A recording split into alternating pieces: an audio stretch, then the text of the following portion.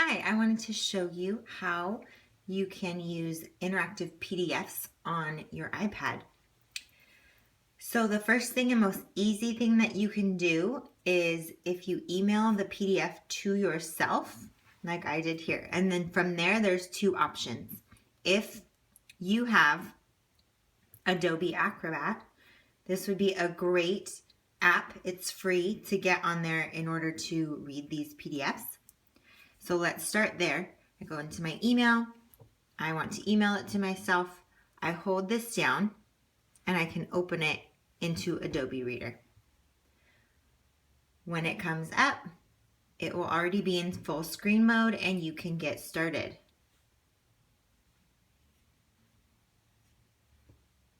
If you want out, you just tap on an area that is not interactive. You can go back and close it out. The other way is to save it into your iBooks. So I go back into my email, hold that down, and now I can copy into iBooks. I really like iBooks because it will keep a library of PDFs for you, which is pretty awesome. So if you had many interactive PDFs, you could save them all here in iBooks. The interaction is a little bit different, just the transition, it looks a little different. So you can open the PDF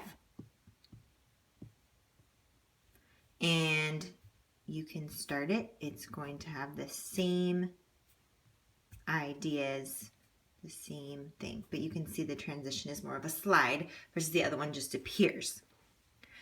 If you want out of that, you can do library, or if you need to go back to the beginning, you can press the little dots, go back to the beginning and start over, or press library to get out and clear out. If you're looking for a way to use it on your computer or interactive whiteboard, make sure you check out the other video that's listed in the description box.